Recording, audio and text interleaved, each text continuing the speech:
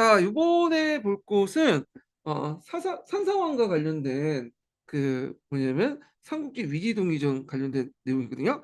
근데 요 삼국지 위지동의전을 이제 좀 얘기하기 전에 좀 삼국사기 얘기를 좀 할게요. 예. 그래서 이 삼국사기가 좀 약간 우리가 알고 있는 그 기록하고 이제 사실하고 이제 부합됐기 때문에 먼저 그걸 얘기하고 나서 삼국지 위지동의전 관련된 내용을 이제 좀 보겠습니다. 자, 여기 보면 삼국사기에 보면 여러분들 고국천왕이라는 사람 있죠. 고국천왕. 예. 이 고국천왕이 있는데 고국천왕에는 아들은 없고요. 그 여러 명의 동생들이 있어요. 그래서 첫 번째 동생이 발기고, 두 번째 동생이 연우고요. 그 다음에 세 번째 동생이 개수예요. 개수.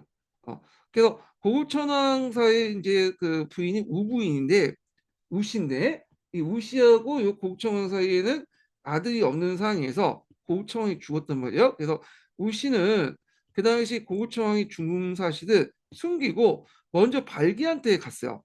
이게 1순위니까. 근데 발기는 우씨 보고 어디 아녀자가 이렇게 밤에 돌아다니냐 야단치면서 쫓아냈거든요.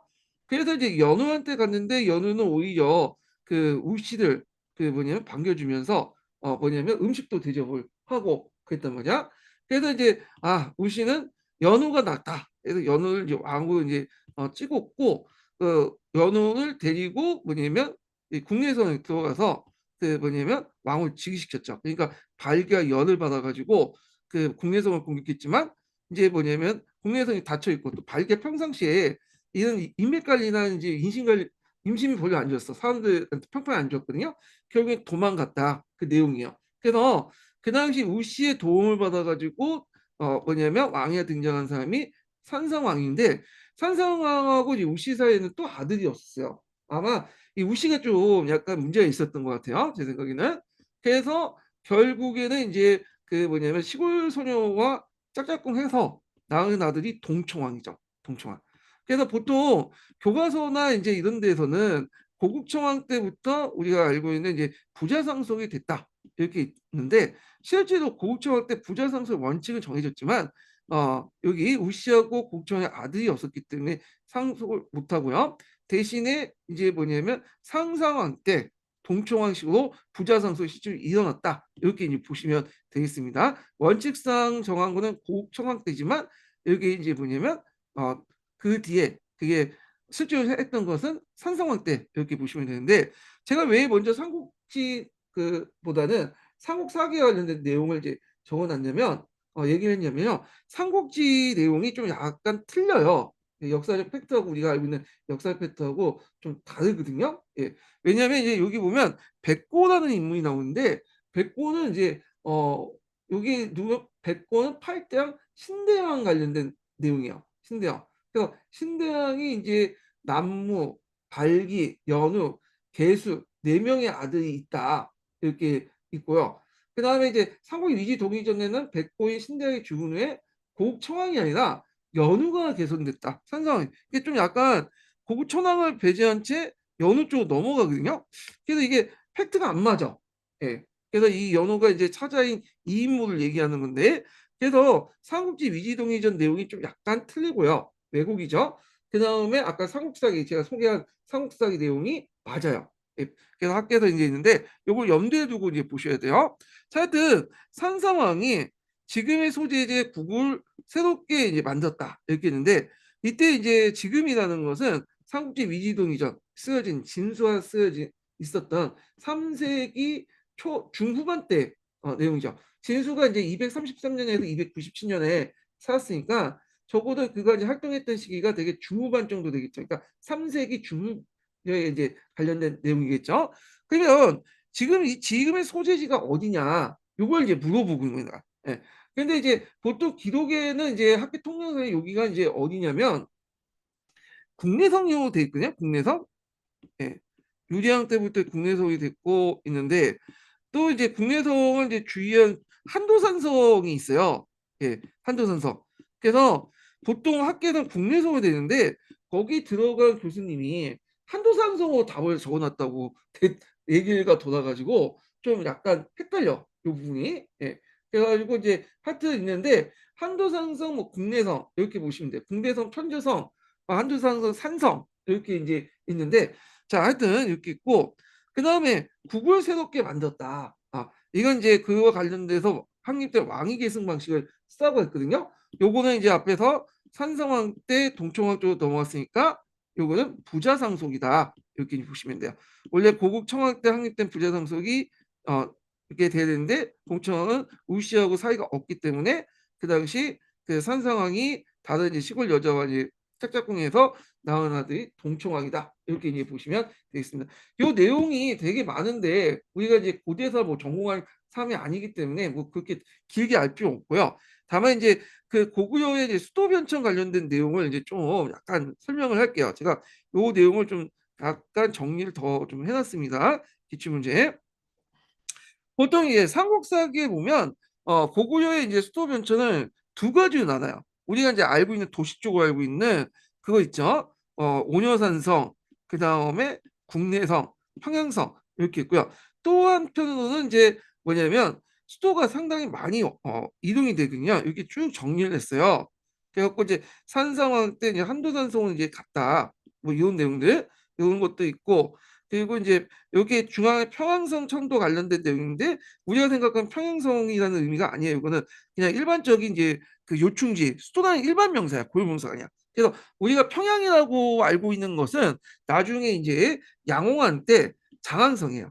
초창기에 평양성은 안학공성, 대성상성이고 정기 평양성 하거든요. 후기 평양성은 장안성이에요. 예. 그래서 요게 오늘날 이제 평양성이에요. 이게 나중에 이름이 바뀌어 평양성이 되거든요. 그래서 고대 시대 때는 평양이라는 그 지명이 어떤 특정한 지명이 아니라 요충지, 그 다음에 수도의 일반 명사였어요. 그래서 이런 것도 좀 기억을 해두시고 우리가 생각하는 지금 남아 있는 그 평양성은 예전 장항성이라고 불렸던 곳이고 여기에 이제 그 있다는 거. 그래서 이제 수도 변천 과정을 쭉 정리했는데 이런 문제가 나올까? 이게 너무 이게 그때 나올 때도 말들이 많아가지고 그래서 제가 얘기를 잘못했는데 이 사람이 한도산성이 한도산성. 근데 그 주장하는 사람이 국내성이거든요. 문제 내는 사람이. 제가 거꾸로 얘기했어요. 예. 하여튼 한도산성, 국내성 둘 중에 하나인데 여기가 이제 한도산성은 이제 산성이고 국내성은 평균성인데 적이 쳐들면 국내성에 방어하기 어려우니까 도망가서 한도산성에 버티고 그랬거든요. 예. 그래서 중국 같은 경우에는 중국이 아니라 고구려는 이런 평성 상성 체제도 이중 지배 체제 이제 이중으로 구성이 됐어요. 나성 체제가 등장한 거는 평양성 이후에 평양성 때는 이제 한 그 산성과 평제성을 같이 묶어가지고 이렇게 이제 나성 체제를 만드는데 이건 뒤에 얘기고요. 자, 그래서 요거에서 이제 알 수 있는 것은 이제 산성왕 관련된 내용. 상상할 때 부자상속이 됐다는 거. 그 다음에 고우천하고 상상의 관계를 보면 그 형 동생 관계지만 그 부인을 공유하고 있죠. 형사 치수제 관련된 내용들. 이런 것도 있고 수도 변천 과정인데 요거 이제 갖고 전문적인 문제가 나왔는데 문제 나오면 그냥 한도산성 국내성 다 쓰세요. 예. 이거 못 풀어 이런 식으로 나오면 이거 뭐 논술에서 나오는 내용들이지 어떻게 그래서 다 쓰겠어요. 그래도 제가 이제 요것도 이제 자료를 한 달 동안 조사해 갖고 다 찾아서 이렇게 다 해놨거든요. 자, 하여튼 요 내용들 읽어보시고요. 예. 자, 그래서 제가 쭉 해서 정리를 좀 해놨습니다. 예. 근데 요 수준까지는 문제가 안 나오니까 너무 걱정하지 마시고요. 자, 요 정도까지 이제 보시면 되겠습니다. 자, 그 다음에 12번 문제를 이제 볼게요. 12번 문제. 자, 다음은 신라 주변 나라의 왕실 혼인과 관련된 기사다. 이에 대해서 이제 오는 것을 보기에서 모두 보는 것은 이게 이제 11년도에 나왔던 문제야. 여기에서 이제 있는데 이게 이제 고대 시대 때 결혼 관련된 사료인데요. 자, 현대에도 이제 당사자 간의 합의를 통해 연애 결혼이 일반적이었지만 이 고대 시대 결혼 같은 경우에 국가나 집안, 개인의 이해관계에 따른 정략 결혼이 되게 많았어요. 그래서 이걸 통해서 이제 뭐냐면 뭐 하평, 후전, 동맹 이런 목적으로 해갖고 정략 결혼이 빈발을 했는데 자, 요 내용들을 보고 이제 좀 보겠습니다. 자, 일단은 이제 한번 사료 내용을 좀 보고 그 다음에 내용을 이제 좀 볼게요. 자, 여기 보면 첫 번째 사료 볼게요. 9년에 봄 3월에 가야국 왕이 사신을 보내 혼인을 청함으로 왕이 이참 비지의 누이를 그에게 보냈다. 예, 이게 삼국사기 법풍왕조에 나와 있는 내용이에요. 여기. 자, 그 다음에 이제 나를 볼게요. 15년 3월에 월 3월에 백지왕 모대라는 것은 이제 동성왕을 얘기해요. 동성왕이 사신을 파견하여 혼인을 청했으므로 왕이 이별천 비지의 땅을 딸을 그에게 보냈다. 이게 그 삼국사기 신라봉 소리 마리간 때 얘기군요. 앞에 설명한 결혼 동맹 관련된 내용이죠. 예. 그 다음에 이제 여기 내용을 보면 자 20년 3월에 금으로 만든 그릇과 여러 가지 채색 그 비단 백단을 보도강 완성. 그러니까 보도강이라는 것은 이제 그 뒤에도 설명을 했지만 거기 고구려의 이제 후신 국가죠. 유민들이 만든 안색에 내려주고 왕의 여동생을 또는 잡찬 기빈관의 딸을라고 하는데 아는 상게 되었다. 그러니까 안승에게 벗을 내려주고 더 이상 왕지는 이제 버리고 여기 와서 이제 경주에 살아라 그 내용이죠. 그래서 요 내용인데 이때 가정에서 보릿고기 없어지는 내용이 있어요. 자, 그러면 요 관련된 사료를 좀 이제 천천히 이제 좀 보겠습니다. 예. 자, 먼저 문제를 풀어보면서 이제 좀 볼게요. 예, 문제를 보면 여기 보면 기획을 이제 볼게요. 포상팔국의 난으로 연맹맹주로서 위상이 흔들렸던 금강가의 위기를 타개해서 가해 혼인을 추진했다. 자, 일단은 여기에서 이제 포상팔국의 난이 뭔가 그걸 알아야 되겠죠. 포상팔국의 난. 예, 잠깐만요. 자, 토상팔국의 난은 삼국사기에 의하면 3세기 초에 금강가의 지배권을 둘러싸고 이제 불만을 가진 바다의 8개 소국들, 예, 다른 그 뭐냐면 가야국들이 반란인 거야. 그 당시 금강가가 지배권을 가지고 있기 때문에 반란이 일어난 난인데 그 당시 금강국이 이제 반란을 지나가기 힘드니까 신라에게 왕자를 인질로 보내 구원을 요청했어요. 그래서 기록에 보면 신라 나해왕이라는 사람이 병력을 파견해서 금강국의 반란을 진압하는 데 도움을 줬다. 자, 근데 이제 이 포성팔국의 그 기념, 설정 문제가 좀 문제가 있는데 삼국사기에 보면 이게 3세기라고 돼 있거든요. 3세기라고, 3세기 초. 근데 시기적으로 이게 맞지 않다라고 보고 있어. 학자들은. 이게 이제 어떤 때는 4세기 때다. 그 앞에서 이제 얘기한 그 당시 낙랑 대방이 멸망하고 나서 이때 혼란기가 있었잖아요. 이때 이제 뭐냐면 그 가야 연맹의 어떤 주도권을 들었다고 싸웠던 전투가 토성팔국이고 그 과정에서 이제 그 금강가가 확실히 지배권을 확립했던 사실이 반영됐다. 이렇게 이제 보고 있어요. 예. 자, 그래서 3세기 초라고 돼 있지만 4세기 초에 일어난 그 사실로 이제 있는데 자, 근데 요거 관련된 가사료하고 이제 뭐 관련이 있냐? 자, 요거는 이제 앞에 문제 이런 걸 뭐냐면 맞는 걸 고른 거잖아요.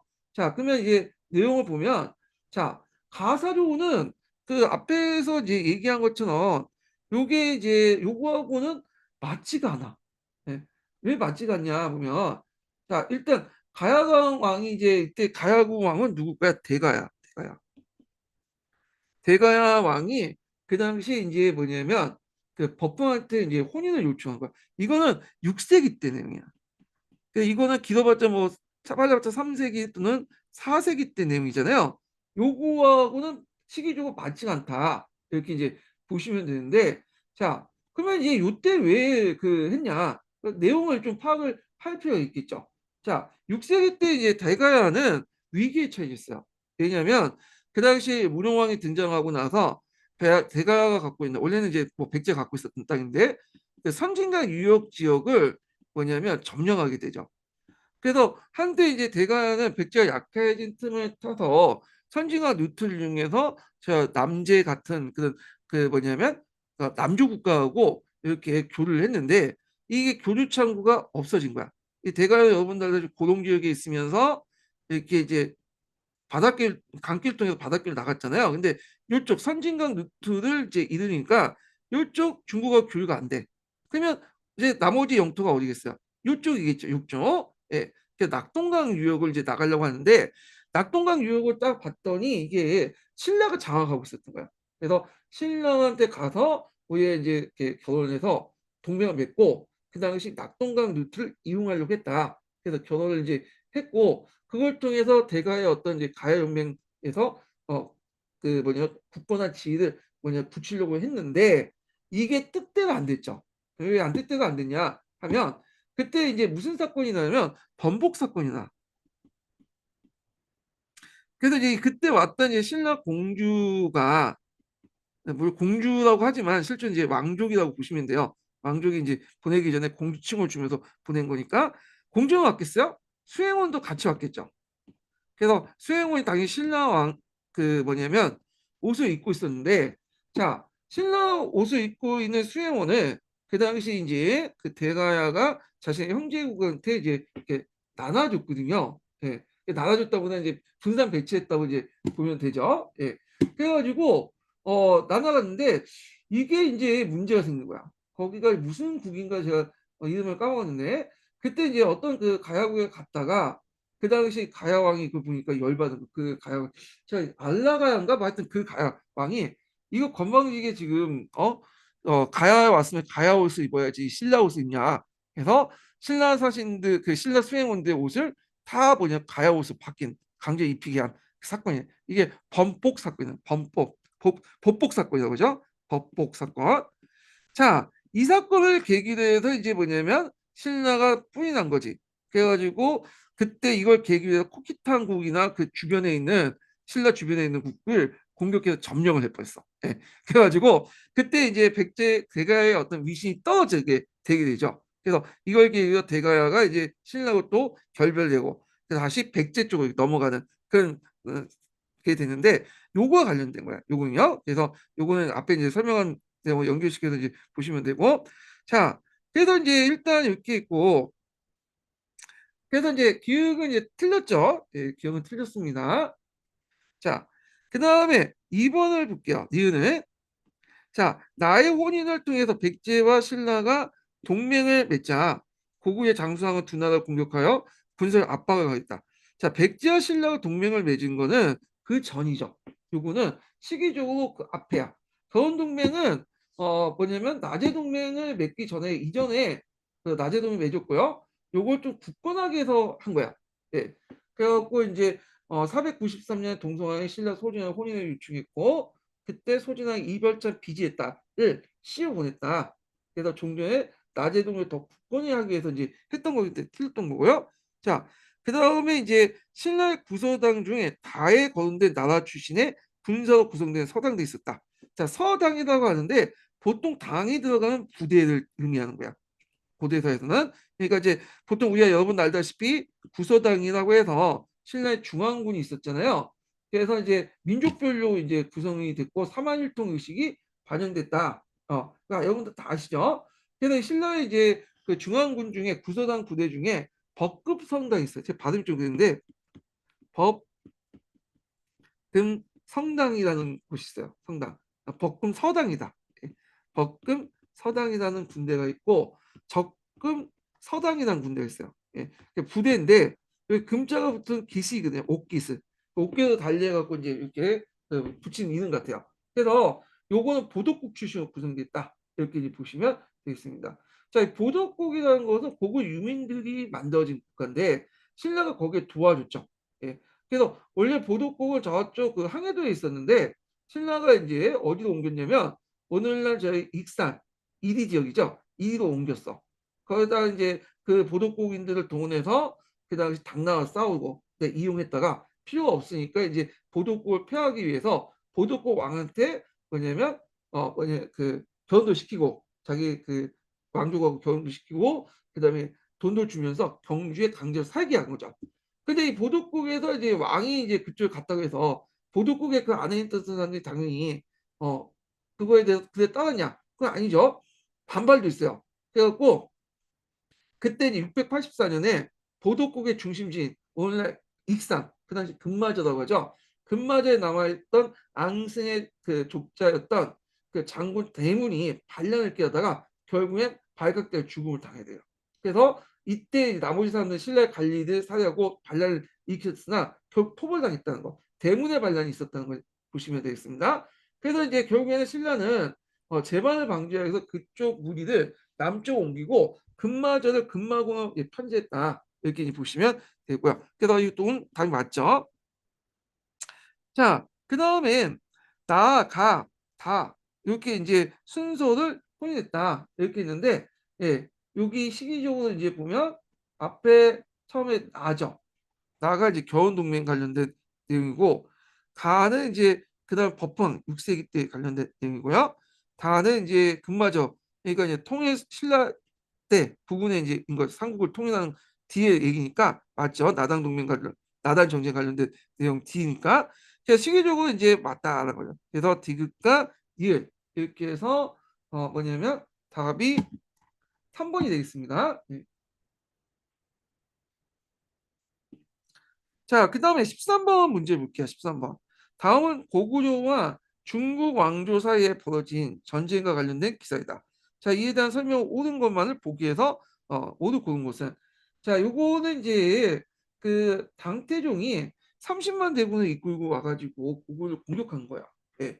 그래서 그 당시에 당태종은 중국 중심의 어떤 국제 질서를 확립하기 위해서 주변에 말 듣지 않는 이민족들 공격해 굴복시키려고 했거든요. 특히 이제 수나라 양제의 공격을 막아냈던 고구려가 에게 조공을 바치고 왕의 입조를 요구하게 돼요. 영롱왕은 이제 입조를 안 했지만 당태종 요구를 어느 정도 수용해서 유화 정책을 했어요. 그래서 조공 사신을 파견하고 그 다음에 그 당시 당나라 사신대 요구에 따라서 고구려 전승기념물인 경관을 무너뜨리고 봉육도 고구려 지도도 이제 갖다 바치고 그랬거든요. 자, 그래서 이제 이렇게 이제 했는데 문제는 이런 영로왕의 친남 외교 정책에 불만을 가진 인물이 있었어요. 여러분들 알다시피 영계소문이죠. 영계소문이 이제 그 뭐냐면 반발하니까 영로왕이 그런 이제 뭐냐면 그 영계소문을 좀 매각으로 돌려야 되겠다 해갖고 천리산성 있죠. 천리장성의 어떤 이제 수축의 총책임자를 파견을 하려고 했는데 이게 이제 영계소문이 병을 피기에도 천리장성 수축 경쟁을 나가지 않고 계속 평양성에 이제 계속 머물게 된 거야. 그러니까 이제 그 당시 그 대당 온경파와 영릉왕 입장 때는 안 돼, 영계소문을 이제 죽여야 되겠다. 이렇게 이제 암살 기도를 깼는데, 자, 이런 눈치챈 영계소문이 잔치를 벌여갖고 온건파 대신들 다 뭐냐면 불려 죽여버렸죠. 그리고 병력을 이끌고 궁에 쳐들어가서 영유왕을 죽이고요. 보장을 내세워서 왕에 앉힌 다음에 자기가 이제 실권을 장악하게 돼요. 자, 이 소식을 이제 들은 당태종은 어떻게 감히 신하의 몸으로서 왕을 시해할 수 있냐 하면서 그걸 이제 그 명분을 정벌을 하겠다 하면서 쳐들어오게 되죠. 그래서 이 당태종은 신하 양제와 같이 113만 대군 같이 이제 많은 대군을 끌고 오지 않아요. 왜냐 113만을 끌고 오면 여기 보급 부대들도 이제 같이 와야 될 거 아니야. 그러니까 보급에 문제가 생기는 거야. 그러니까 정예병, 기병 중심의 한 30만 명을 끌고 와서 공격해 들어와. 그래서 그 당시 이제 이 30만 명이 이제 끌고 와서 속전속결해서 뭐냐면 곡을 이제 항복시키는 전략 했는데 이게 나름대 먹혀 들었어요. 그래서 그때 요동성도 점령하고요. 그 대간성, 기사성, 계모성. 그러니까 요하를 중심으로 한 이제 쭉 성벽도 있었거든요. 요게 하나하나 정복을 한 거야. 그래서 이제 그때 백안서를 점령하고 나서 그때 군대를 남쪽으로 돌려서 안시성을 했는데 그때 안시성 성주 양만추인하고 이제 알려지는데 이게 정확하지 않지만 하여튼 그때 항전을 해갖고 결국 퇴각하고 물러나게 됐다. 요 내용이야. 예. 그래서 이제 요 내용들 이제 좀 보면 자, 그 내용을 이제 풀어보겠습니다. 자, 전쟁이 시작되기 전 고구려에서는 연난생이 국내성을 근거해서 반란을 일으켰다. 이렇게 있는데 요거는 뒤에 얘기죠. 예. 그 당시에 이제 그 영계성 사후에 대망리지인 받은 사람이 영남색이거든요. 이 사람이 이제 지방에 나가는 동안 당나라 이간체에 말려들어서 형제간 싸움이 나요. 그래서 평양에서 남아있던 난건, 남생 등이 힘을 합쳐서 염난생을 몰아냈고 남생은 동생들이 쫓겨 국내성에 반란일으켰다가 결국엔 이제 국내성 등 6개 성을 가지고 당에 투항을 하게 되죠. 예. 그러니까 이게 666년인데 요거는 이제 어, 당나라와 그 고구려의 전쟁, 고당 전쟁이죠. 고당 전쟁 시기하고 맞지가 않죠. 그 뒤에 이니까 예. 시기를 안 맞고 자 위기에 몰린 고구려는 안시성을 지키기 위해서 고현수 등을 이끈 구원군을 출진시켰다. 맞죠? 그래서 안시성 대군이 이제 안시성에 이제 대군이 몰려온다니까 명계성운이 안시성을 돕기 위해서 병력 15만을 이제 보냈는데 그때 그 보냈던 그 병력을 이끌었던 장군이 그 고현수와 고혜진이라는 사람이에요. 근데 이 사람은 정통적 고구려 같은 경우에는 이제 산성 전투에 능하거든요. 근데 그걸 버리고 평원에서 싸웠어. 결국에는 싸우다 포로가 되었다는 거죠. 자, 당태종이 이 전투를 뭐라고 이제 집필한 그 얘기했냐면 주필산 전투라고 해요. 주필산 전투. 그래서 이때 고현수가 이끌었던 이제 구원군을 주필산 전투에서 쳐부셨다. 주필산 전투는 좀 기억을 해두세요. 주필산 전투는 이제 주필산의 명칭이 있었던 게 아니라 그때 그 뭐냐면 당나라 당태종이 그렇게 이제 이름을 붙인 거예요. 예. 자, 그래서 이제 일단 이거 맞고요. 예. 자, 그리고 기획은 강개동 대왕 시기 때 이르러 처음으로 고구려에서 점령되었다. 이렇게 있는데 요동성이죠. 요동성. 예. 자, 이 요동성이 만들어진 시기를 좀 볼 필요가 있는데 유동성은 이제 좀 약간 그래 이게 설이 좀 많아. 아, 그래서 그 보통 두 가지 설이 있어요. 하나는 이 유동성은 고구려의 이제 강개토 대왕이 그 당시 요하를 중심으로 요동 방어선을 만들 때 만들었다. 그래서 핵심 허브로서 만들었던 거다. 이렇게 이제 설이 있고요. 또 한 설 같은 경우에는 예전에 있었던 설인데 그 예전에는 이제 고구려 점령하지 않았고 그 전에 전현이나 후영 같은 국가도 있었겠죠. 있었는데 이걸 이제 강개토대왕이 요동을 장악하고 나서 더 합층 중축한 거다. 두 가지 설 있어. 예. 근데 여기에서는 그 뭐냐면 첫 번째 선을 이제 따는 것 같아. 강개토대왕 때 처음으로 유동성을 만들었다. 이렇게 이제 해가지고 첫 번째 선을 따는 것 같은데 자, 이 선에 따르면 기획은 강개토대왕 시기 때 처음 고구려에 점령한 게 아니라 강개토대왕 시기 때 처음으로 고구려에서 만들어진 거죠. 점령된 예. 세워진 거, 건축한 거, 세워진 거죠. 예. 그래서 요거하고는 이제 사실과는 좀 맞지가 않다는 거죠. 왜냐면 다른 분들은 요걸 이렇게 다루니까 그 얘기를 하더라고. 이거 그 뭐냐면 전현이나 후현시대 또 있었던 성 아니냐.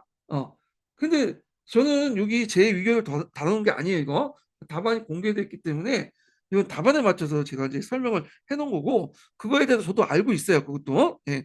그래서 일단은 그걸 좀 염두에 두시고 얘기하시고요. 제가 이렇게 지금 설명하고 있는 거는 지금 제 위경 관련된 가지고 설명한 게 아니라 저 답안을 근거나 밝혀진 답안을 근거로 얘기를 한 거야. 예. 요거에 대한 다른 견해도 저 가지고 있는데 일단 임용시험의 특징상 그 얘기는 지금 안 하고 있는 거예요, 제가. 예.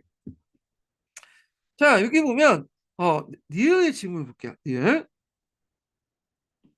자, 니은은 고구려 요동 지역의 방어 거점 중에 하나로서 돌을 성벽으로 이제 쌓은 산성이었다. 이렇게 있는데 자, 여기 보면 니은은 이제 잠깐 백암선이죠. 백암선 말 자체가 뭐예요? 예. 백자. 어, 여기 보면 신백자 암이라는 거 이게 돌암이잖아요. 그게 뭐야? 서감. 그때 돌 쌓았다는 거 금방 알 수 있죠. 백암선. 그래서 답이 많고 그다음에 그 외에 이제 좀 약간 좀 부연 설명은 안시성 있죠. 안시성은 석성이 아니야. 석성. 선성이 아니고 토성이야. 토성. 판촉 기법을 만든 토성이다. 오히려 토성이 더 강할 수가 있어요. 이게 왜냐하면 돌이 이렇게 날려도 돌이 이제 석성 같은 거 무너지잖아, 성이. 근데 바뀌잖아. 오히려 더 단단해져. 그래가지고 하여튼 더 유리할 수가 있어. 예.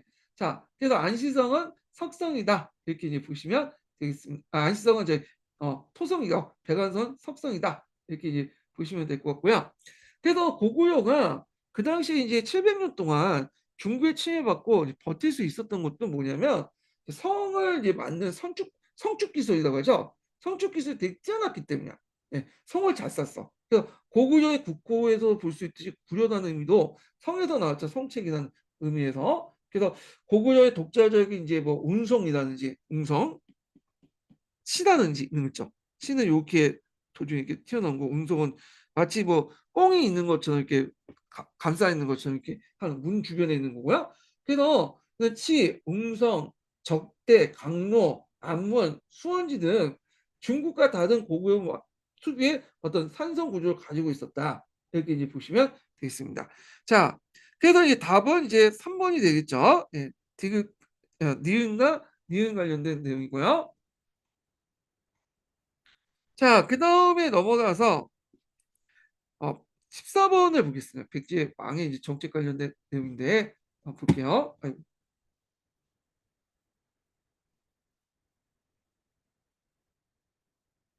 자, 백제왕 가하다에 대한 설명으로 가하나다에 대한 설명으로 옳지 않은 것을 골라라 이렇게 있죠.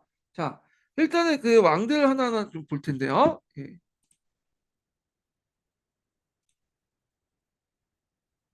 자, 백제왕 관련된 내용인데요. 그럼 문제를 이제 보겠습니다. 요거는 문제가 객관식이긴 하는데 주관식 문제도 나올 수가 있을 것 같아요. 하나하나 예문이 이렇게 이제 기입형 문제부터 해가지고 어떤 이제 서술 문제까지 다 나올 수 있는 그런 유형의 문제거든요.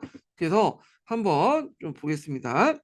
그래서 이제 그 기출문제 분석을 하실 때 요것도 좀 염두에 두시고 보시면 그 예문 내용 있죠. 예문 내용도 이제 답이 나중에 그 독립돼서 문제가 만들 수가 있고요. 그 다음에 또 그 하나하나 이제 보면 이제 여기 그 오답 관련된 내용도 꼼꼼히 봐두셔야겠죠. 그래서 이제 볼게요. 자, 국호를 남부로 이제 계층하여 새로운 발전의 전기를 마련했다.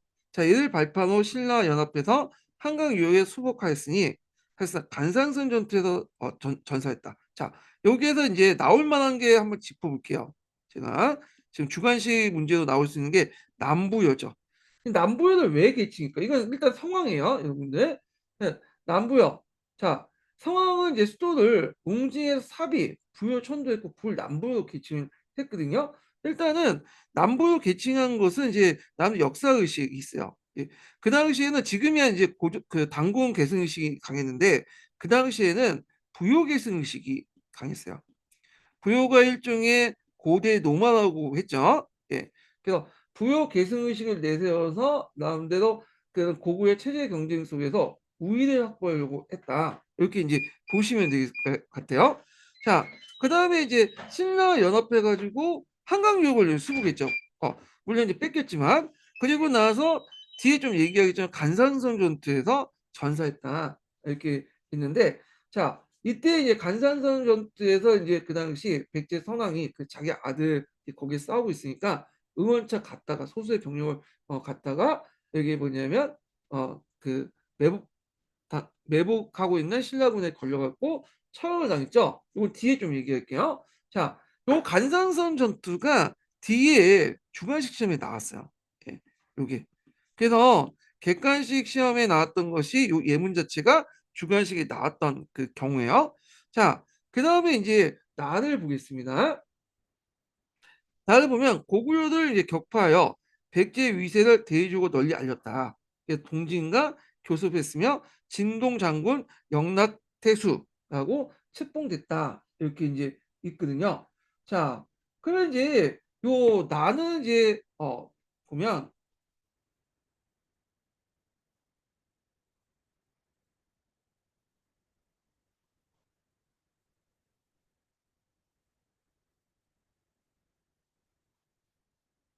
자, 요거는 누구를 의미하죠?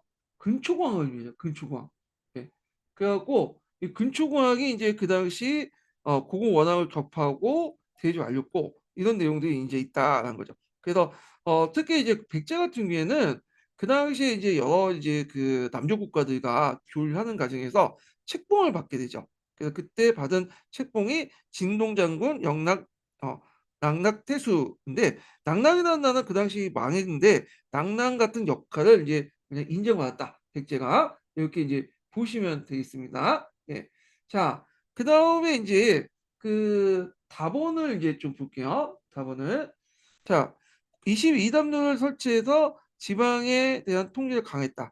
1971년 발굴된 그의 무덤을 통해 백제가 양외와 활발하게 교류했음을 알 수 있다. 이렇게 있는데 일단은 이게 뭐 이게 쉽게 풀리죠. 22담로. 예. 그래서 있고 그다음에 그의 무덤에서 백제와 양 외에 활발하게 보였음을 알 수 있다. 자, 이거 누구겠어요? 무령왕이죠.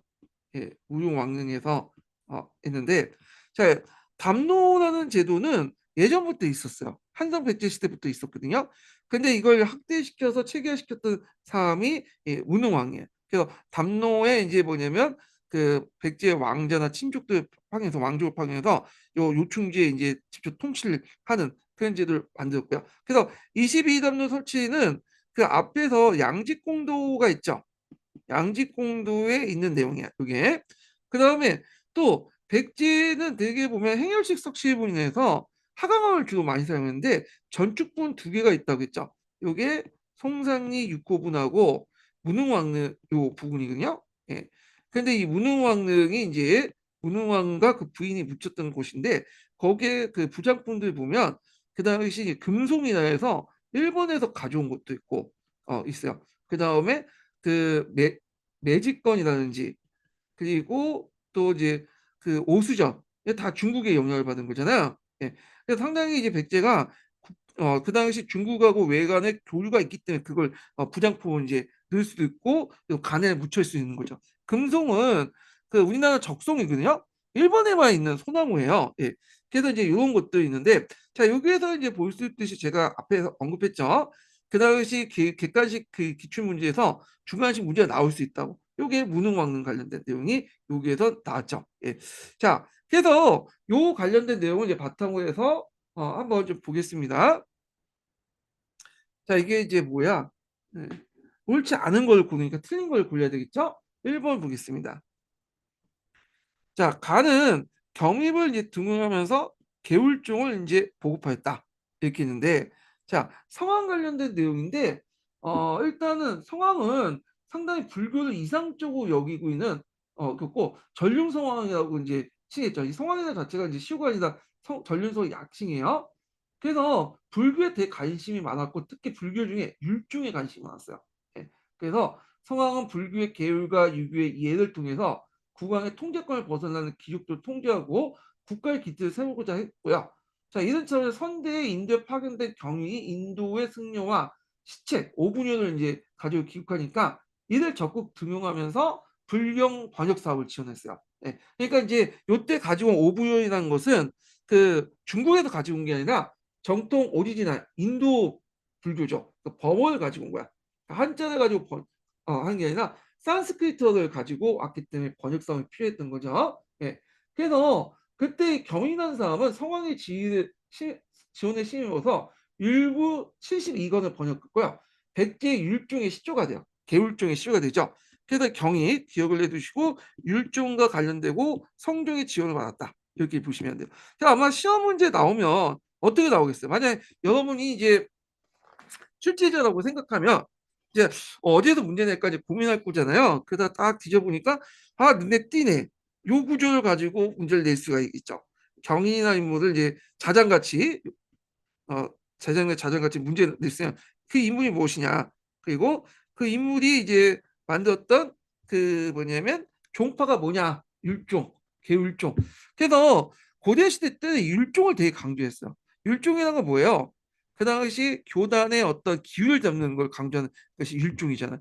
이걸 바탕으로 불법이라는 걸 바탕으로 해서 또 이제 율령을 받아주는 기반이 될 수 있기 때문에 이 율종을 되게 강조했다. 이렇게 이제 보시면 될 것 같고요. 자, 그 다음에 2번을 보겠습니다. 성황 관련된 설명이에요. 자, 양후부터 모시 박사와 공장, 하사 등을 이제 제공받았다. 이렇게 했는데, 자, 여기에 보면 이제 그 우리가 문흥왕만 이제 양나라와 관련되고 생각하지만 실제로 이제 사비천도 이후에 성황 때부터 양나라의 조공을 바치고 양나라부터 여러 물자를 받아줬어요. 그래서 정통적으로 이제 백제는 중국의 남조 국가들과 상당히 친했거든요. 그럼 여기에서 이제 볼 게 뭐냐? 모시 박사인데 모시가 뭐죠? 일단 모시가 이 모시 시경을 얘기해 시경. 시경 박사. 예. 그다음에 공장, 하사인데 이거는 이제 앞에 이제 얘기한 것처럼 뭐 그림을 잘 그리는 사람이라든지 공인들 이런 것들이죠. 그래서 요거는 이제 중국의 발달의 문화 수입에 적극적이었다. 이렇게 이제 보시면 되겠습니다. 예. 그래서 이제 요 내용들 좀 같이 기억을 해 두시면 될 것 같고요. 자, 그다음에 3번을 볼게요. 자, 16강 등을 제정하고 등급에 따라서 복색을 이제 정했다. 이렇게 있거든요. 자, 요거 앞에 나는 이제 누구라고 했죠? 근초광이라고 했죠. 근초광. 예. 그래서 근초광 때 관련된 내용인데, 자, 요거 왜 틀렸을까요? 예, 요거는. 자, 요게 이제 틀린 이유가 뭐냐면, 요거는 이제 16강 등을 정하고 이렇게 했던 것은 근초광 때 이하리가 어떤 때다? 고위왕 때죠. 고위왕 때. 예, 고위왕 때야. 고위왕 때. 그래서 삼국사기에 보면 16강 등을 정하고 고유왕 때 이제 했던 걸로 기록되어 있는데 이건 이제 삼국사기에 관련된 내용이고요. 실질적으로 이 16강 등을 완성하고 했던 것은 고유왕 때가 아니라 사비 시대 때로 보고 있어요. 성왕 때 예, 이렇게 이제 보고 있는 거야. 예. 그래갖고 하여튼 이게 뭐 어떻게 해석하든 간에 이거는 그 고유왕 때 관련된 내용이니까 틀립니다. 예. 자, 그 다음에 이제 나를 보면 박사 고홍을 등용해서 역사서의 서기를 편찬했다. 아, 그래서 이제 근초고항 때 그 당시 이제 그 뭐냐면 역사서를 이제 적극적으로 이제 쓰게 되는데 서기라고 했어요. 서기. 근데 고홍이 썼던 이 서기는 지금 전해지지 않고 있죠. 예. 그렇지만 삼국사기 1차 사료도 인용될 가능성이 크고요. 자, 근초고항은 이제 전대 비유계통 고유왕과 달리 온조계통이야. 그래서 이름 자체는 온조기의 초고왕을 계승하는 데서 했거든. 참고 백제 같은 경우에는 뭐냐면 시호제도가 쓰여진 게 동성왕 때 이전이죠. 그러니까 동성왕 때 시호제도 그 만들어졌는데 동성왕 이전까지는 좀 이름 플러스 왕이에요. 그래서 있고 그래서 예를 들어서 근초고왕이면 이게 근초고왕이 시호가 아니에요. 초고가 이름이에요. 요게 왕을 붙이고 근자를 붙인 건 뭐냐면 그 앞 시간에 그 앞에 초고왕이 있어. 구별하기 위해서 가까울 근자를 갖다 붙인 거야. 마찬가지로 금구소왕도 있죠. 그 아들. 요것도 구수죠. 이름이 구수야. 음. 그리고 앞에 이제 근자를 갖다 붙인 거예요. 그 전에 구수왕이 있기 때문에 이렇게 한 거고요. 그리고 그 전까지 동성왕 때부터 시호를 제대로 시작하고 그 전까지는 이렇게 시호했고 다만 예외적으로 개왕 같은 것들이 있어요. 이거는 계승했다만 의미가 있잖아요. 그렇지만 대부분 그런 식으로 이름 앞에 왕을 했다. 이렇게 이제 보시면 되는데 뭐 이건 중요한 건 아니고 자 그래서 그때 이제 서기를 이제 뭐냐면 편찬했고 서기서기 하지만 어 역사적 이름보다는 그냥 기록했다라고 해서 이제 서술형으로 볼 수도 있어요. 이게 명사로 해석돼서 그런데 자 그다음에 다는 이제 뭐냐 문흥왕 때인데 자 오경박사 단양이와 고한물을 외로 이제 그 파견했다. 그래서 이 문흥왕은 이제 그 일본에서 태어났다고 알려졌죠. 곤지의 아들인데 이건 나중에 좀 얘기할게요. 하여튼 문흥왕은 22단을 설치하고 그 남자 교류하고 그 다음에 뭐 송산 육부부나 문흥왕릉을 이제 만들고 문흥왕릉은 이제 그 부인이 만들었다는 설도 있고 하여튼 뭐 이렇게 있는데 자 그래서 이제 이런 내용도 있다는 걸 좀 기억을 해두시고요. 하여튼 그때 문흥왕은 일본과의 관계를 공고히 하고자 일본의 여러 기술자와 학자를 파견했는데 오경 박사 단양이 같은 걸 파견했어. 네. 그래서 있고 자 그래서 이제 이런 내용들 파악을 해주시면 되겠습니다. 자, 그 다음에 이제 넘어가서 15번 문제 보겠습니다. 15문제. 15문제는 뭐 앞에 얘기했던 개노와 국소 관련된 내용이에요. 그래서 앞에 얘기했지만 이제 예문 자체가 또 다른 또 문제로 해갖고 나올 수가 있죠. 예. 그래서 이제 이렇게 있는데 그 사료 분석 내용은 이제 앞에 얘기했으니까 이제 그거 보시고 앞에 또 얘기했으니까 중복하니까 그 넘어갈게요. 자, 그러면 문제 풀어볼게요. 다음은 백제 왕이 북위에 보낸 국서다. 자, 밑줄치 내용에 가리킨 역사적 사실 사건 쓰시오.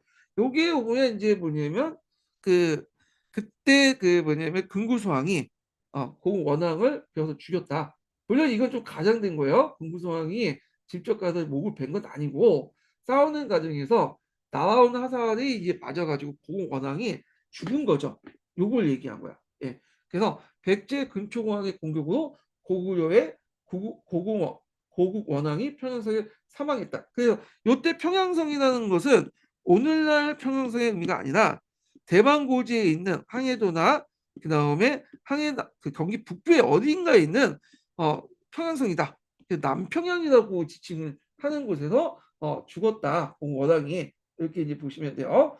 그래서 어떤 분은 이렇게 근초광이 어딨냐 이렇게 하신 분도 있는데 그 당시에 금구수왕이 태자했던 시기야. 그러니까 아버지가 직접 칼 들고 싸울 수 없잖아. 그러니까 뒤에 가서 총 지휘한 거고 거기에 이제 총 현장 사령관으로서 누가 파견됐냐면 그 아들이었던 금구수왕이 파견됐다 이렇게 보시면 그 당시 구수왕은 태자했던 시대였죠. 태자 신분에서 이제 싸웠다.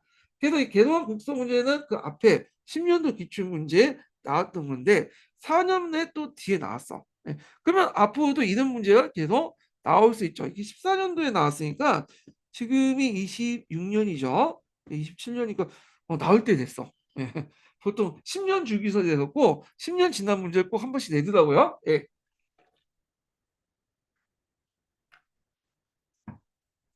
자, 그래서 이제 이렇게 있고 그 다음에 16번 문제를 풀어보겠습니다. 자, 16번 문제는 전 시간에 잠깐 얘기했던 이 낭낭의 멸망 과정이에요.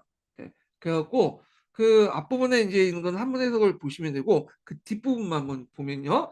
14년 그 당시 겨울 10월에 낭낭군이 그 점령당해서 포로로서 남녀 2천 명 사로잡혔다. 이 내용이야. 자, 요 사건의 역사적 의미를 쓰시오 이렇게 있는데 이게 이런 식의 문제가 되면 안 되죠. 제가 이런 식으로 누가 내신 건지 잘 모르겠지만 역사적 의의 이게 막연하죠. 이게 어떤 이유야 많지. 해석 여하에 따라 다양하게 나올 수 있는 구조지잖아요. 예. 그래서 좀 한정된 형태로 좀 얘기를 했으면 좋을 텐데 이게 그래요. 그래서 여러 가지 의의가 있을 수 있어. 그래서 일단 뭐 의의를 이제 보면 제가 이제 답을 달아놓은 거는 한사군 세력의 축출을 통해 고구려 선장 이렇게 있는데 왜 제가 그걸 달아놨냐면 제가 이제 강의를 듣는 분 중에 되게 자기 교수님이 거기 출제에 들어가서 제자한테 얘기를 한 거예요. 강의 끝난 다음에 시험 끝난 다음에 그래서 그거를 이제 뭐냐 건너서 들은 거예요. 물론 건너 들었기 때문에 확실한 건 아니지만 일단 정확한 답의 기준이 없잖아 지금. 그래서 여러 가지 답이 또 나올 수 있고 그러다 보니까 이제 뭐냐면 한사군 세력의 축제한 고개 선장 이렇게 해서 이제 답을 달았어요. 물론 답은 여러 가지가 있을 수 있어요. 예. 한사군은 여러분도 알다시피 그다음 한무제가 이제 고조선을 멸망시키고 나서 네 개의 군을 설치했잖아요. 그래서 그렇지만 진범군, 임두군, 선도군은 이제 한반도 밖으로 밀려났죠. 예. 그래서 남남군만 평양을 중심으로 4세기 때 존재했는데 일종의 낙랑군이 이제 일종의 뭐냐면 중국 문화의 어떤 그 도입 통로로서 이제 활용된 거죠. 그래서 낙랑군 자체가 뭐 영역 지배를 한 건 아니고 거점 지배? 낙랑 중심지가 평양이잖아. 평양과 중요한 요충지만 이제 이렇게 점령하고 나머지 자치적으로 운영하는 그 형태로 된 것 같아요. 그래서 이 고구려하고 이 낙랑군 사이에 상당히 이제 뭐냐 갈등이 있었어요. 예전부터 계속. 근데 고구려가 낙랑군을 쉽게 이제 뭐냐면 공격하고 점령하지 못했던 이유가 또 있어요. 이게 원래 낙랑군이 중국 본토하고 떨어져 있는 월경지잖아요. 근데도 공격하는데 좀 그게 뭐였냐면 그 당시에 이제 여기 잠깐 이제 제가 지도를 잘 못 그리지만 하여튼 한번 그려보면 요동반도가 있죠.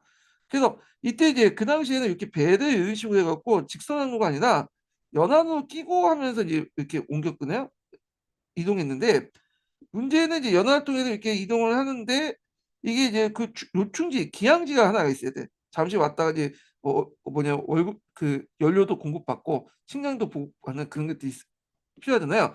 여기가 뭐냐 악록과 하구에 있는 서안평이었어요. 그래서 요 서안평이 본토하고 요 낙랑을 연결시켜주는 상당히 요충지 역할을 했던 곳이거든요. 그러니까 고구려 입장일 때 이 서안평을 이제 공격을 해야지만 점령을 해야지만 뭐냐면 낙낙을 칠 수 있는 거잖아. 그래서 동청왕 때 서안평을 공격했어. 어. 그리고 이제 또 미청왕 때도 이제 그 당시 이제 그 서안평을 공격했고요. 예. 그래서 두 번에 걸쳐 했는데 동청왕 때 서안평 공격은 실패했고 그 다음에 미청왕 때 가서 서안평을 점령했죠. 예.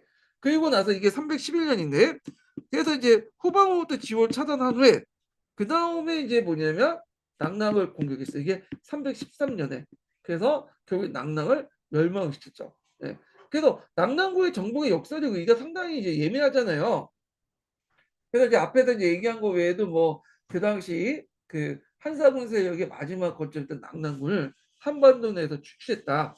이걸 통해 고구려가 정치 성장했다. 이런 걸 이제 볼 수가 있는데 이게 낙랑군 멸망 후 정치 경제 영향력이 큰 측면에서 큰 영향을 주는데 일단 정치적으로 볼 때 낙랑군에 의해서 고구려 백제가 이게 막혀 있었죠. 이게 중간에 낙랑이 있으면 고구려 백제가 이제 국경선이 낙랑과 이렇게 있어갖고 막혀 있었잖아. 낙랑은 중간에 있고 일종의 완충지대 역할을 했던 것이 낙랑이었는데 요 낙랑지대 완충지대가 사라지니까 백제 고구려가 이제 서로 이제 마주하게 된 거야. 국경선을. 그리고 백제 고지, 그러니까 낙랑 고지, 대방 고지를 둘러싸고 싸움이 일어나게 되고 그 앞에서 얘기한 그 싸우는 과정에서 고구려의 고구 원왕이 평양성에서 뭐냐면 그 날아오는 화살을 맞고 죽게 되죠.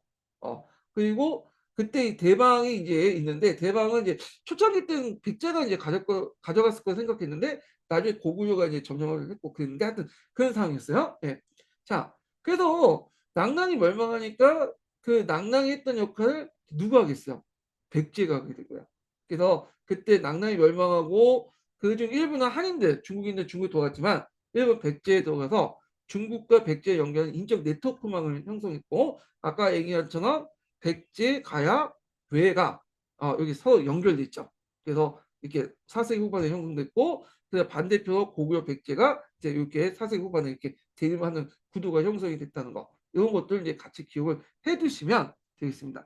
그래서 그 앞에 이제 그 개도한 국서에서 나와 있는 백제와 고구려의 충돌 관련된 내용은 이미 근초공황 때 출발했고 근초공황은 이제 뭐냐면 그 근초공황과 양왕이 싸웠던 것은 그 낙랑군의 멸망 때문에 그렇다. 그러니까 낙랑군의 어떤 그 나비 효과가 일어난 그 나비 효과가 의외의 결과를 불러일으켰다. 이렇게 이제 보시면 되겠습니다. 자, 그래서 이제 요 내용들 파악을 해두시고요. 자, 그 다음에 17번 문제 볼게요. 17번. 자, 17번은 이제 뭐와 관련된 내용이냐면 고구려의 독자적 천하관 관련된 내용이에요. 고구려 독자적 천하관은 09년, 15년, 22년 계속 이게 교과서에 있어. 상당히 중요시 여기거든요. 그래서 이거는 중국 중심의 어떤 천하관에 대입된 어떤 고구려만의 독자적 천하관이 있다. 강조한 거야. 이건 뭐 때문에 그런 거야? 동국공정 때문에 그렇죠? 동국공정 여러분도 알다시피 이제 그 고구려나 그 발해 역사가 그 중국의 역사다 이렇게 하는 거잖아요.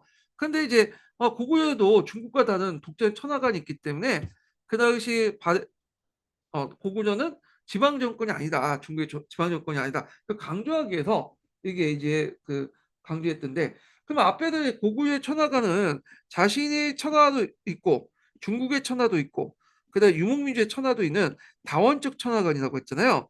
그래서 고구려 천하관 안에 있는 사람들은 이제 뭐는 신라, 백제, 가야 그다음에 뭐 여진족 이렇게 뭐 부여족 이런 애들이 이제 있고 나머지 이제 뭐 거란이나 아니면 외에는 뭐냐 이게 정복할 대상이나 쫓아낼 대상으로 이제 생각을 했던 건데 자, 이 고구려 천하관에 이제 잘 나와 있는 그 비문이 강개토 대항 비문과 중원 고구려 비문이 잘 나와 있어요. 네.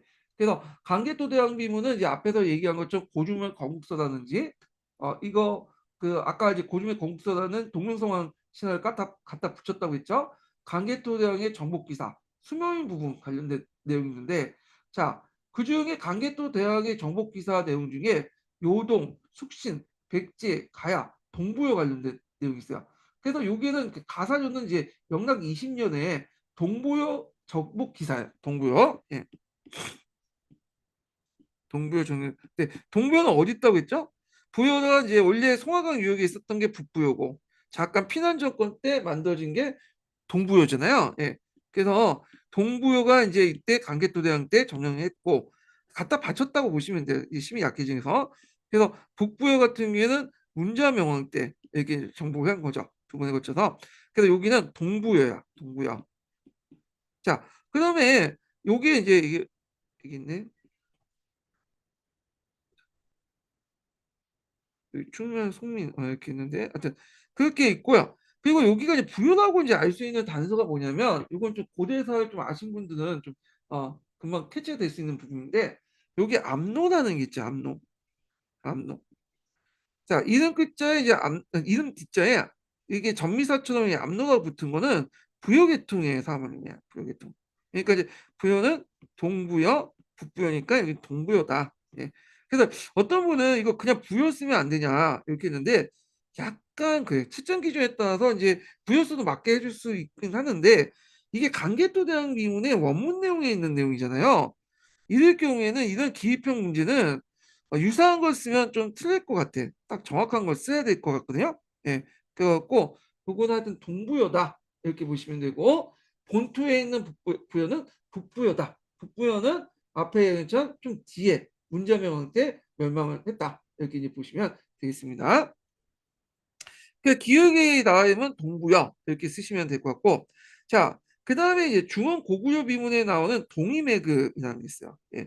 그래서 이제 요게 나온 게 앞에서 제가 이제 중원 고구려 비문에 대해서 설명했죠. 중원은 지금 충주예요. 예. 동의는 자신을 중심으로 보고 사이간에 입각해서 동의, 서영, 서윤, 남만, 북조인데 신라는 동쪽에 있으니 동이라고 지칭한 거고 매금이라는 것은 요거는 이제 그 누구야? 마디간의 2층이라고 보시면 돼요. 예전 비층이라고 이제 생각했는데 울진 봉평비나 이런 데 보면 매금이 나오거든요. 그러니까 자기 왕을 이렇게 낮춰 불러서 매금이라고 하지 않았을 거 아니에요. 그래서 동의 매금은 일종의 마디간의 비층 이렇게 이제 보시면 되겠습니다. 이렇게 나와 있죠. 자, 그래서 동의 매금 동이라는 말 자체도 이제 앞에서 이렇게 뭐냐면 그중 고구려 중심의 천하관을 볼 수가 있는 거고 그리고 그는 율지왕한테 와서 이제 옷을 하사했다는 것도 일종의 그 제후국한테 하사하는 그 개념이잖아요. 중화 나름대로 독자적인 천하관을 볼 수가 있는 거죠. 자, 자 그러면 이제 요게 기역의 이름 나라는 당연히 동부요. 자, 니은과 디귿 이렇게 있는데 추모왕의 송민이었고 동이매금 추모왕은 이제 고주몽을 얘기해요. 고주몽. 예. 그래갖고 이제 송민이었는데 그래도 그게 뭐냐면 동부요는 이제 자신의 속민이고 제국이다 이런 내용이잖아요. 자 여기에서 이제 볼 수 있는 게 뭐냐? 그러면 공통적으로 볼 수 있는 게 고구려 중심의 독재적 천하관이다. 예. 그리고 다원적 천하관이 반영되었다. 하이런적 인식이 반영됐다. 뭐 이렇게 답이 나올 수 있는데 제 생각에는 이 답안을 그 교과서 기준을 보면 고구려 중심의 독재 천하관, 독재 천하관이 키워드인 것 같아. 제 생각에는 물론 정확한 답은 저 몰라요. 그리고 제가 다원적 천하관이라고 적어놓은 거는 뭐냐면 나름대로 중국과 달리 배타적 천하관이 아니라 여러 천하관 인정한 다원적 천하관이었다. 이렇게 이제 볼 수가 있기 때문에 좋은 거. 이런 이제 독자적 천하관, 다원적 천하관 이런 그 개념들은 후에 고려에도 계승돼요. 고려에도 이건 나중에 좀 얘기할게요. 그러면 고구려만 독자적 천하관을 갖고 있었냐? 그건 아니죠.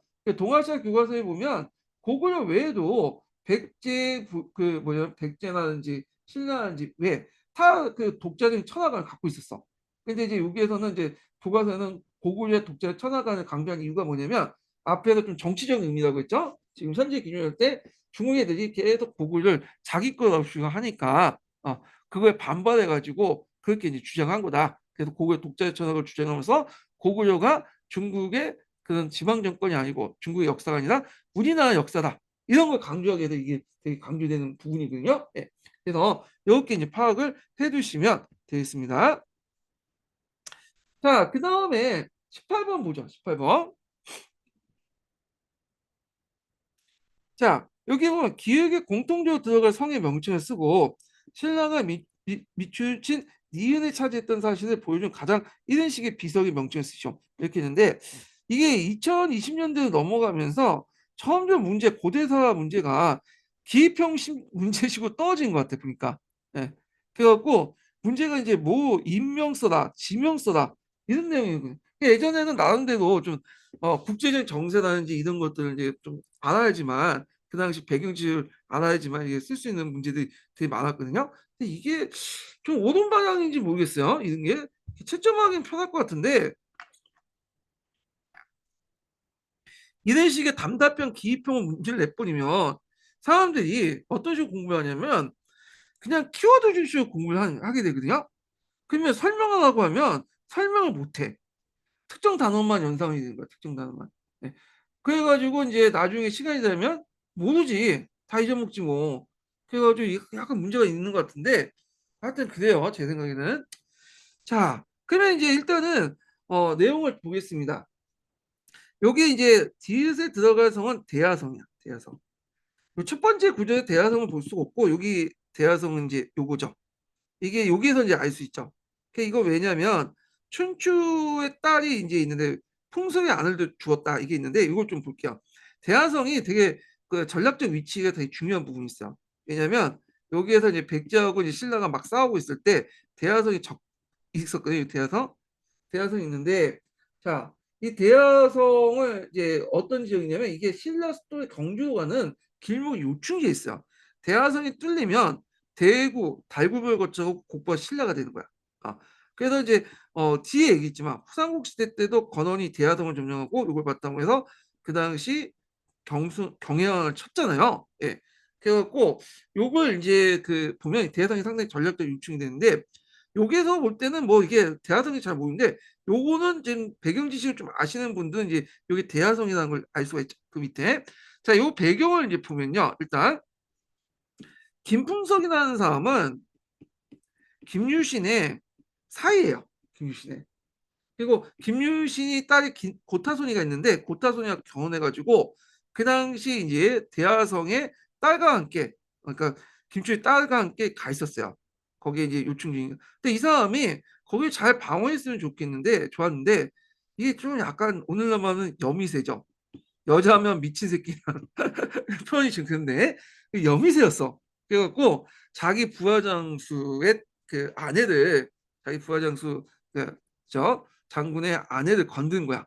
그러니까 이제 그 부하장수가 열받았겠지. 그래서 그 당시 신라와 내통을 해갖고 문을 열어버린 거야. 아니, 신라가 아니라 백제와 내통에서 문을 열어서 결국엔 대하성이 함락당하고요. 그리고 대하성 함락하는 과정에 풍섭이와 그 고타손이가 도망가다 잡혀갖고 그 항복하게 되죠. 예, 항복해서 이제 잡히죠. 자, 그래서 그때 이제 백제가 그 고타손이와 김풍섭을 모기를 베가지고 가져가고 몸만 보냈던 거야. 자, 그러니까 이제 이 소식을 들은 이제 춘추가 어디 빠진 거죠. 하루 종일 이제 뭐냐면 기둥에 딱 기대가지고 하늘 멍하니 봤다고 해요. 오가는 사람이 왔다 갔다 하는 사람도 못 봤다고 하고요. 그러니까 정신이 노한 상태였어 한동안. 어. 그래서 이제 이런 상태였다. 그래서 그 당시에 이제 대하성에 있는 합천 부근에 있는 그 땅이 그 당시 그 뭐냐면 김춘추의 근거지였던 설도 있어요. 예. 자, 그러니까 이제 이때 대하성의 패배 소식에 이제 충격을 잠깐 하다가 이때 이제 어떤 생각이 드냐? 딸도 죽었고 자신의 근거지도 죽었고 이 김춘추의 분노가 하늘 치솟을 거 아니에요. 그러니까 이제 안 되겠다. 이거 백제를 멸망시켜야겠다. 그래서 이제 이렇게 이제 생각을 하게 된 거죠. 자, 하여튼 그때 이제 이 대화성 관련된 내용이 있고 자, 그다음 니은을 차지했던 사실을 보여준 가장 이런 식의 비석의 명칭을 쓰죠. 중령 관련된 내용인데 이것도 이제 그 뒤에 김춘추가 정신 차리고 나서 이제 백제를 치려고 하니까 백제를 치려고 하는 신라에 불리한 점이 있어요. 왜냐면 그 당시 이렇게 딱 보면 자, 백제는 여기고 신라는 여기단 말이에요. 고구려는. 근데 백제를 치는데 요 북쪽에 있는 고구려 또 병력을 빼야지 백제를 칠 수 있죠. 왜냐면 전선이 두 개로 나눠졌어요. 병력이 두 개로 나눠진 거 아니야. 그러니까 백제를 홀쭉을 치기 위해서는 요 병력을 이렇게 떼서 공격을 해야 돼. 백제는 땅은 적을지 몰라도 인구가 되게 많았어요. 그래서 많은 인구와 많은 군대를 가지고 백제를 싸우려면 한 곳에 초점을 맞춰야 될 거 아니야. 그래서 처음에는 이제 고구려 하층을 맺기 위해서 갈렸는데 너 중용 땅 이북 땅을 줘라.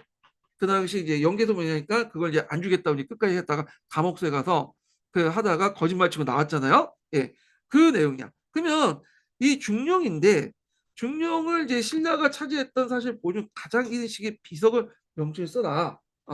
그래서 요 비석 명칭이 이제 뭐냐면 당양적성비. 아까 전에 잠깐 얘기했죠. 요때 또 나왔다고 당양적성비. 당양적성비를 이제 뭐냐면 그 뭐냐 그 관련된 내용이 있다. 중령은 이제 현재 경북 영주시의 풍계역과 충청북 당양군 쪽으로 넘어가는 그 고갯길을 얘기하는 건데, 자, 그래서 당양적성비를 통해서 이때 뭐냐면 중령 지역 일대가 뭐냐면 신라로 기록됐다. 이렇게 이제 보시면 되겠습니다. 예. 그래서 당양집승비 나왔기 때문에 또 나올 수가 있겠죠. 그래서 다음에 나올 때는 그냥 명칭 쓰는 것보다는 구체적인 내용을 물어볼 수 있어. 그래서 뭐 그냥 내용 쓰라고 하면 더 괜찮은데 거기 기입 형식으로 문제를 내면 진짜 최고난도의 문제죠. 비석 나오고 비석 내용 나오고 여기 들어갈 게 뭐냐. 그 강개토 대왕 비문처럼 이렇게 나올 수가 있는 거야. 그러니까 한번 찾아보세요. 그래서 우리 역사에 나와서 가서 그 한글 뭐 한문 원문을 읽긴 좀 그렇겠죠. 한글 번역본이라도 한번 찾아서 보시는 것도 좋을 것 같고 찾기 힘들다. 그러면 재미나한테 물어보세요. 제니나이가 잘 찾아줘. 그래서 제가 모의고사 만들 때도 사료 찾을 때 그 이용 잘하거든요. 재미나이를 찾아서 이용 그 사료 찾아갖고 이제 문제 내거든요. 자, 그래서 이제 이렇게 있고요. 19번 문제 풀어보겠습니다. 자, 19번 문제가 이제 앞에 얘기한 무능왕릉을 관련된 내용이고 간사성 전투와 관련된 거예요. 자, 여기 또 보면 여기 지문에서 그대로 나왔죠. 간산성 있고 무능왕릉 있죠. 아마 이제 이제 출제 교수님이 요거 보고 따가지고 모티브 삼아 이제 문제를 낸 것 같아. 제 생각에. 예. 자, 여기 삼국사기 있고 이제 삼국사에 관련된 기록이 있어요. 그래서 요거 다 읽기는 좀 그러니까 그냥 요 부분만 읽어보겠습니다. 자, 양고조가 조솔군의 왕을 칙명해 말하기를 이렇게 했고 지절도독 백제 제군사 영동대장군의 봉함을 했다. 앞에 얘기한 것처럼 보통 남조의 황제들이 이제 백제에게 책봉을 주죠. 책봉명이라고 이제 보시면 되는데 자, 요게 이제 지절도독 백제 제군사 영동 대장군은 누구를 의미할까요? 요 양나라 고조한테 받은 이 사람은 누굴까요? 문흥왕릉이죠. 문흥왕이죠. 문흥왕. 예. 그래서 문흥왕 때 그 칭호를 받았다. 이렇게 이제 보시면 되겠습니다. 예. 그래서 진동대장군 여lum은 해에서 병방을 지키며 그 멀리 와서 족을 바치니 그의 전성이 지극하여 나는 이를 가상히 여겼다 이렇게 있는데 자 여기 여릉이라고 있는데 이게 이제 여씨라는 것은 이제 백제 부여시대라고 지칭하잖아요. 근데 이제 이게 복성이죠. 그러니까 중국 같은 경우에는 단성체이기 때문에 부자를 빼고 여씨라고 해주셔서 그래서 여라고 하면 부여시 부여 왕족이다 이렇게 보시면 되고 이 룽이라는 것은 아마 이제 그때 당시에 쓰였던 이름 중에 하나인 것 같아. 보통 우리가 사마라고 이제 많이 알려지고 있는데 그 당시엔 시라고 해서 정식으로 썼던 룽을 이제 얘기한 것 같아요. 자, 하여튼 그렇게 있고 그래서 이제 지절도독 백제 제군사는 아까 이제 책봉 명칭이죠. 근데 이거 칭호를 책봉을 받았던 사람이 어떤 사람이냐? 이건 문흥왕릉이죠. 문흥왕이죠. 예, 문흥왕릉이란다. 예. 문흥왕인데 이 문흥왕이 이제 만들었던 유무 그 뭐냐면 무덤이 두 개가 있다고 했죠. 양나 기술자를 받아들여서 만든 송상리 고분군에 있는 육호분, 송산 육호분. 그러니까 송산리는 공주에 있는 건데 그 당시에 이제 그 1호분부터 해갖고 2호분, 5호분 해고 쭉 있어. 그 1호분부터 6호분은 주인이 몰라. 그래서 그냥 발견한 순서에 따라 붙인 거고 그 중에 1호분과 5호분은 불식 돌방 무덤, 6호분은 그 전축분, 그 문흥왕릉 또 전축분. 그래서 6호분과 문흥왕릉은 둘 다 문흥왕식 그때 만드는 아니면 그 뒤에 문흥왕이 죽고 나서 만드는데 6호분은 수능이고요. 그러니까 문흥왕이 살아있을 때 만든 거야. 그래서 6호분이 오히려 문흥왕릉보다 훨씬 더 뛰어나요. 그리고 6호분은 좀 특이하게 전축분 쳐놓고는 그 뭐냐면 벽화가 존재하지 않아요. 벽화가. 문흥왕릉 잠깐만. 말하자면 제가 다시 할게요. 자, 문흥왕릉의 벽화가 존재하지 않고 어, 육kum은 벽화가 존재해. 제가 거꾸로 얘기했어요. 그러니까 육kum은 벽화가 존재하는데 그 문흥왕릉 전축분에 불구하고 벽면이 있는데 불구하고 벽화가 존재하지 않는다. 이거 좀 정확히 기억을 해두시면 되겠습니다. 그래서 그 부장품은 앞에 설명한 것처럼 국제적 성격을 띠고 있는데요. 그 당시에 이제 뭐냐면 중국제 도자기, 청자자, 그다음에 일본산 금속 목재, 철제 오수정, 금가, 유리제품, 석수 그래서 중국식과 일본식 같이 이제 있는 국제적 성격을 띠고 있다. 그만큼 백제가 일본과 양나라 조류가 많았다. 이걸 이제 볼 수가 있는 거죠. 예. 그래서 이제 이런 내용들 있고, 자, 그러면 기획의 내용이 확인된 유문의 명칭, 예. 문흥왕릉이죠. 문흥왕릉 지석 이렇게 이제 보시면 될 텐데, 문흥왕릉의 또 특징이 뭐냐면 문흥왕릉은 또 처녀 그 발굴이라는 특징도 있고, 그러니까 도군이 안 됐어요. 그 앞부분에 딱 들어갈 때 지석이 있어. 지석에 보면 이제 그 사람의 어떤 그 이력들이 소개되어 있거든요. 그래서 이제 있는데 그 문헌왕 지석 내용에 그 내용이 있어요. 제가 읽어드릴게요. 자, 영동대장군 백제 사마왕이 여기 나와 있죠. 예, 사마왕이라는 걸 이 사람이 이제 일본의 한 섬에서 태어났던 가까시마인가 하여튼 거기에서 태어났는데 시마라는 말이 이제 일본말 섬이라는 뜻이야. 섬에서 태어났기 때문에 한자적으로 사마라고요. 그래서 사마왕이 62년 되던 계모년 5월 7일에 붕어하시고 붕어라는 말 자체에서 알 수 있듯이 황제가 죽을 때 붕어라고 하거든요. 그러니까 백제는 내부적으로 내재 외양 체제를 뭐냐면 지향했다 이렇게 보시면 될 것 같고 그래서 을사년 8월 12일 날 데모의 예를 갖춰 안정하고 이와 같이 기록한다. 그래서 영동대장군이란 말이 이제 문왕 지석에 나와 있죠. 예. 그래서 여기 보면 빈장을 만들어 놓고 횟수 3년 뒤에 묻혔다 이렇게 보시면 문왕을 옮겨갖고 이렇게 묻혔는데 지금은 뭐 빈장해봤자 한 3일 되잖아요. 빈소 만들어봤자. 그 당시에는 헬스가 한 3년 동안 이렇게 따로 빈장을 만들어서 거기에 이제 다시 문흥왕에 가서 왕릉에 가서 이제 묻혔다. 이게 다 만들어주고 나 묻혔겠죠. 자, 그래서 요게 상당히 중요한 건데 문흥왕릉이 이제 여기 보면 523년 5월에 사망해서 525년에 8월에 왕릉에 안치됐다는 거. 그 다음에 또 그 왕비의 지속도 있어.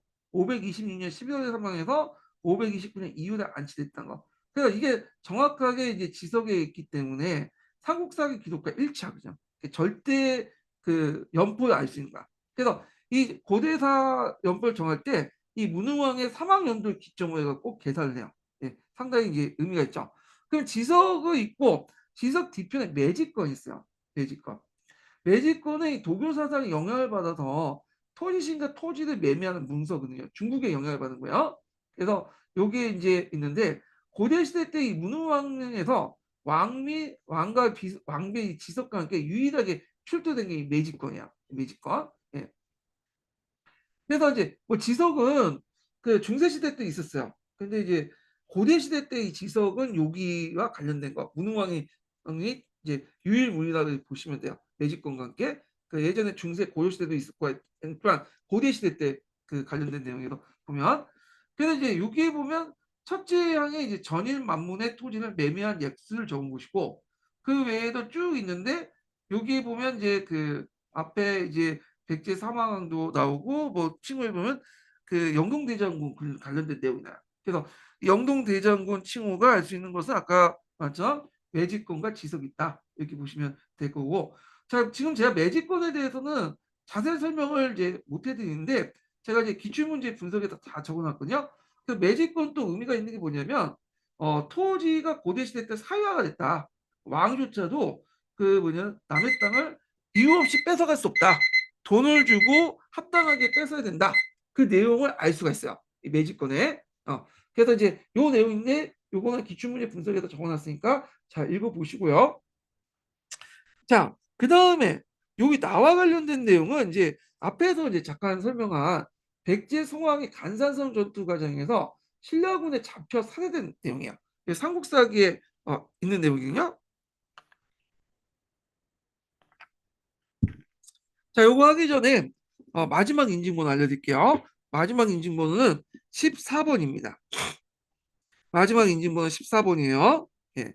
자, 여기 보면 이제 내용 볼게요. 그 삼국사기에 보면 32년에 가월 7월에 왕이 신라를 습격하기 위해서 직접 보병과 기병 50명을 이끌고 밤에 구천에 이르렀는데 신라의 복병이 나타나 그들과 싸우다 왕이 남병에게 살해됐다. 이렇게 있죠. 그러니까 왕이 그 당시 이제 그 왕은 누구예요? 성왕이죠. 간산성에서 간산성에 누가 있었냐면 성왕의 아들이 있었어. 예. 그래서 갑자기 기억이 안 나는데 하여튼 부여창이죠. 창왕이죠. 창왕이 있었기 때문에 응원차 소수의 병력만 경호인력만 가지고 어 갔다가 여기에 이제 그걸 간다는 소문을 듣고 기다리고 있던 신라군의 공격을 받고 죽었다. 그 내용이거든요. 예. 자, 근데 이제 삼국사기에서는 이게 간단하게 적혀 있어요. 근데 일본 서기에서는 이 장면이 아주 구체적으로 적혀 있거든요. 그래서 이때 이제 김무력의 부장이었던 노비 출신 고도가 성왕을 잡아왔어. 예. 그러니까 이제 고도는 성왕에게 몸을 베기를 청했거든요. 이게 이제 성왕이 거부하니까 뭐라고 했냐? 우리나라의 법에는 맹세를 어기면 비록 국왕이라 할지라도 노비 손에 죽습니다. 하니까 성왕이 뭐 눈물 흘면서 어쩔 수 없이 자기 몸을 베는 것을 허락했다.